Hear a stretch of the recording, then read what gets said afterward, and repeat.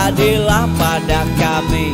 Kami tak bodoh, meski memang kami tak pandai, tapi kami berjanji akan tetap mengkritik sesuai isi hati.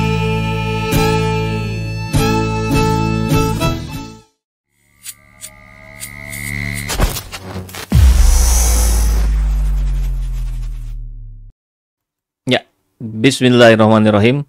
Assalamualaikum warahmatullahi wabarakatuh. Waalaikumsalam warahmatullahi wabarakatuh. Pak Mehmet Hakim, terima kasih sudah hadir kembali di studio SJ Channel. Amin. Nah, Pak Mehmet, ini ada persoalan besar yang kemarin menjadi perbincangan banyak orang tentang pajak, tentang Kemenq 349 triliun yang itu efeknya kemana-mana. Bahkan sampai katanya kalau bicara Rafael Trisambodo yang hari ini sudah jadi tersangka, sudah berbaju orange KPK, itu dananya ada yang melibatkan puluhan artis katanya. Kemudian yang di sebelah sini terbongkar data-data pajak yang tidak semestinya gitu, yang diatur dengan segala macam, sehingga muncul sebuah anggapan dari rakyat gitu, ketika rakyat taat pajak, maka pejabat jadi konglomerat. Iya betul, persis. Nah, ini juga sudah menjadi tulisan yang sangat detail dari Pak Mehmet Hakim yang dimuat di jakarta1.com. Sangat panjang, sangat detail. Jadi kalau membahas detail barangkali lebih seru kalau langsung diceritakan dari Pak Mehmetnya langsung. Ini tentang pajak yang luar biasa mengerikan. Gimana Pak Mehmet? Aduh, terima kasih Kang Epul. Jadi bicara soal pajak ini, sebenarnya sebelum Rafael ketemu kasusnya, kita kan udah cerita mengenai pajak dulu ya. Oh iya, betul. Udah lama Ingat, tuh. nanti bisa sambil kita tayangin. Iya. Nah, setelah Rafael ini, jadi semakin kelihatan bobroknya keuangan, Kementerian Keuangan ini. Pertama, dari ketimpangan dulu ya, dari ketimpangan kesejahteraan. Bayangkan 6 tahun yang lalu, kekayaan pengusaha yang terkaya di Indonesia itu hanya 24 juta dolar. Kekayaannya Itu dengan sebanding dengan 300 triliunan. Sebanding dengan Nah sekarang setelah 6 tahun kemudian, yang dulu tuh datanya dari Oxfam tuh, dari lembaga dunia terkayanya dari Forbes juga ya. Oke, Forbes. Data dari Forbes yang terakhir, saya hitung 4 orang terkaya ini paling atas ya, itu jadi 78 juta US dollar. Kalau dirupiahkan menjadi 1.200 triliun. Wow. Dari 300 triliun menjadi 1.200, hampir 4 kali lipat. Hampir 4 kali lipat ya. Jadi bukan main sistem pajak yang ada di kita. Nah kalau rakyat kecil ditindas-tindas, diperes-peresin, nah rakyat yang banyak duitnya enggak. Oh, itu aja dari sekitar 20 orang, apa 25 orang saya lupa ya. Potensi pajaknya 128 triliun untuk itu. Nah, dari rata-rata pendapatan ini juga ternyata rata-rata Indonesia kelihatannya ada kemajuan. Ada 71 juta rupiah per bulan. Itu tuh hitungan rata-rata kan ini. Dengan tadi ya, dengan pendapatan yang Tapi ternyata di Jawa Tengah dengan UMR yang terendah ini itu jatuhnya 21 juta per tahun loh. Per tahun, bukan per bulan. Artinya rata-rata kan nggak sampai 2 juta ya. Iya. 2 kali 12 saja 24, di bawah 2 juta. Iya, per bulan. 1,8 persisnya, 1,8 juta. Itu untuk menghidupi keluarga. Kalau ambillah anaknya 3 rata-rata, untuk menghidupi anak 5 orang. 5 5 orang ya. Dia 5 orang. Dengan pendapatan 1,8 juta per bulan atau 21 juta, 22 juta per tahun. Nah, sekarang di tempat yang paling mahal lah di Jakarta nih. Jakarta ketemunya 53 jutaan ya. Jadi per tahunnya 53 juta. Iya. Itu di Jakarta. Iya. Nah, PBB ini rata-rata nih 5,8 juta per kakak. Nah, kalau dibebankan kepada rakyat yang termiskin tadi, bebannya menjadi 27% dari pendapatan setahun. Atau kalau di Jakarta rata-rata 11% terhadap pendapatan setahun.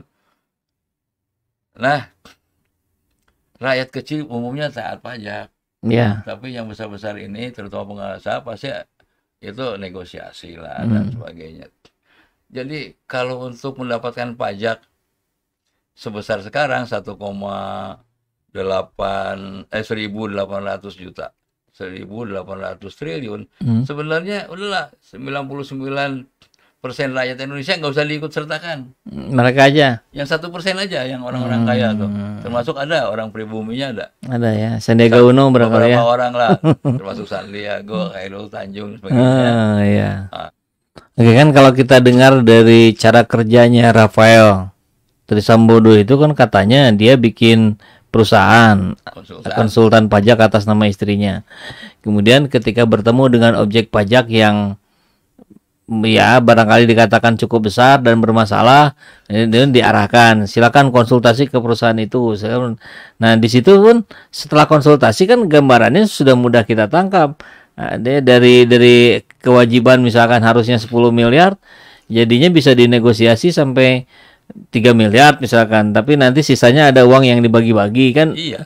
Ya, pola itu kan artinya memang sudah berjalan selama ini. Kalau dengan teorinya Pak Mehmet barusan dikatakan, hentikan yang seperti itu, bayar pajak yang benar tuh orang-orang yang kaya yang 1%, yang sisanya 95% rakyat biasa nggak usah bayar, bisa lebih besar dibandingkan pendapatan pajak hari ini. Saya yakin bisa. Jangan jauh-jauh lah untuk BUMN ya. Digituin juga. Sama orang pajak nih. Ini pajak nih, bukan PBB ya. Oke. Pajak nilainya 2M. Terus belum bayar nih, belum ada duit. Ya udahlah 1M aja. Tapi nah, nanti ada sisanya bagi dong kita sebagian. Jadi sebenarnya itu udah pola lama. Itu sudah rahasia umum. Udah rahasia umum lah. Saya sih agak miris begini, PBB ini itu kan dari rakyat kecil semua ini. Misalnya gini lah, saya melihat petani ya, petani yang punya tanah katakanlah 1 hektar, biaya produksinya aja sekitar 15 juta. Tapi dia harus bayar 1 juta duluan ini. Itu setiap tahun nih rutin nih. Iya. 1 juta nih. Atau mungkin lebih. Kalau sekarang mungkin bisa 2 jutaan. Berapa persen terhadap harga?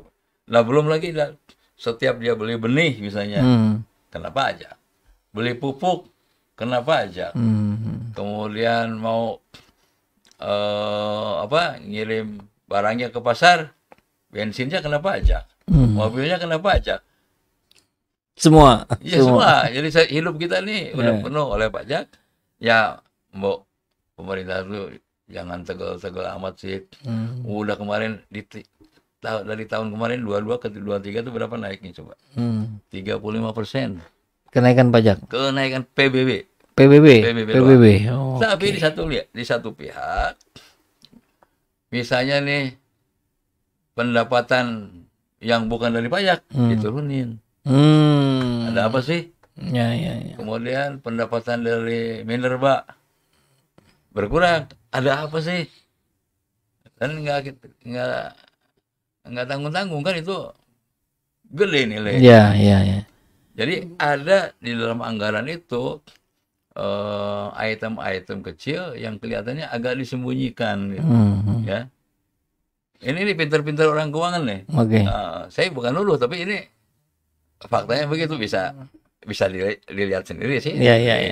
Di APBN itu mah gampang lihatnya. tadi yang disampaikan Pak Mehmet tentang self assessment.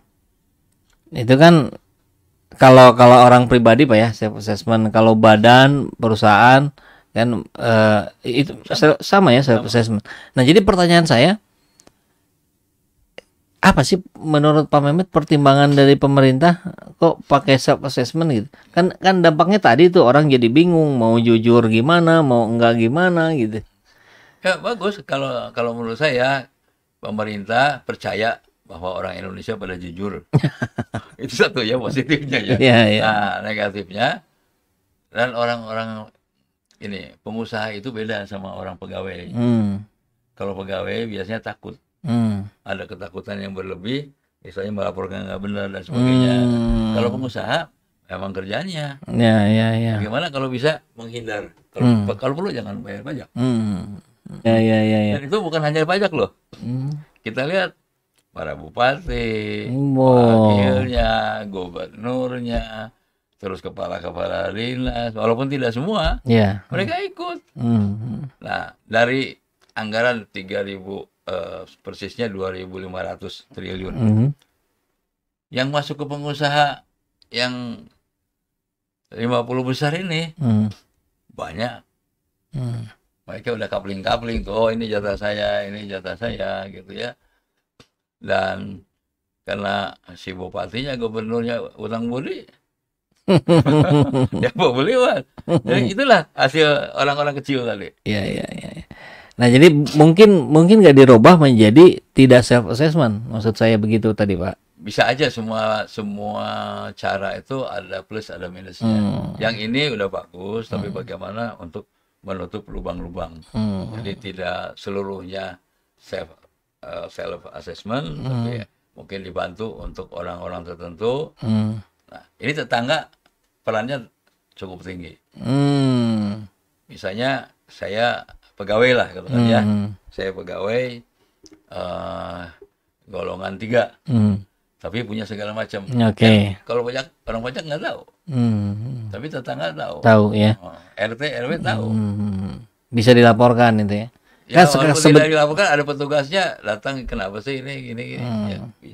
Jadi peran RT RW ini juga bisa dimanfaatkan. Dan harusnya mereka dapat semacam apresiasi ya, kalau melaporkan. Nah, ini kalau di PBB ya, itu yang nagih PBB, diminta nggak diminta, itu punya hak 9% komisinya. Oke.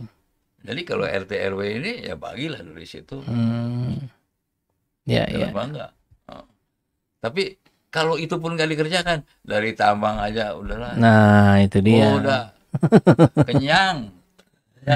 Kan ada beberapa negara ya Pak ya yang pernah kita bahas juga, sebetulnya 3 atau 4 negara lah di dunia ini yang tidak menarik pajak karena sudah saking kayanya kekayaan negaranya, jadi pajak nggak perlu lagi. Jadi itu sudah ada contohnya dan bisa dilakukan, walaupun kalau kita sih ya tadi dipilah aja lah gitu, yang 5% aja itu yang dipajakin, 95%-nya jangan. Qatar itu enggak? Nah, Qatar ya salah satunya ya. Dulu Arab Saudi ya, sekarang sudah berpajak ya. Brunei mungkin ada pajak tapi kecil. Kecil. Di kita bisa.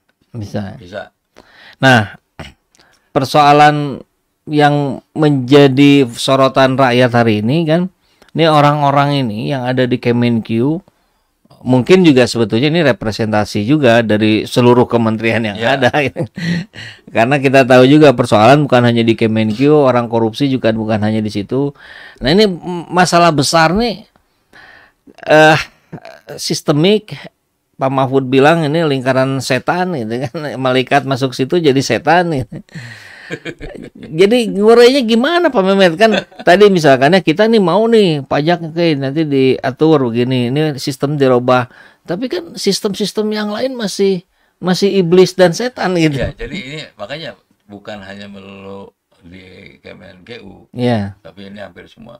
Bahkan yang menyedihkan tanya ke departemen, kebetulan ada kenalan baik misalnya, Pak tolong cariin program yang betul-betul ditujukan untuk masyarakat. Udah 6 bulan tuh nggak ada. Yang ada apa? Ya itulah program-program ada untuk ini, tapi habis sama mereka juga untuk dinas sana, dinas di sini. Jadi belum nyampe. Jadi bukan hanya presidennya, menterinya, juga di bawah tuh terimbas bahwa program untuk rakyat itu nggak kepikiran. Oke. DPR-nya gimana? Sama kemarin kan dengar sendiri. Babang Pacul ya. Babang Pacul ngomong begitu. Memang mau tidak mau ini bergantung sekali kepada kepala ikannya gitu Pak ya. Nah, betul. Oke, kalau kepala ikannya sudah busuk ya ke bawahnya repot untuk dibenahin. Jadi 2024 ya kepalanya dulu yang harus betul-betul steril. Kita harapkan bukan pemimpin harapan presiden yang muncul, tapi pemimpin harapan rakyat lah. Baik, saya kira ada closing statement Pak. Nggak tahu apa Ibu Menteri ini mendengarkan ini atau tidak ya, tapi yang jelas dibuang aja lah, memperkaya pejabat aja. Oke. Ya. Tapi gantinya pakai apa? Nggak usah diganti, ya, pajaknya aja dibetulin. Nah, orang-orang kaya yang susah bayar pajak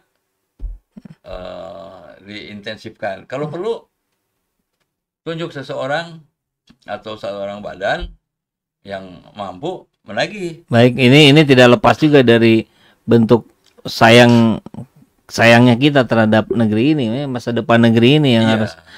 Kalau digini-gini terus bisa hancur katanya begitu. Mudah-mudahan tidak terjadi. Terima kasih. Assalamualaikum warahmatullahi wabarakatuh. Waalaikumsalam warahmatullahi wabarakatuh.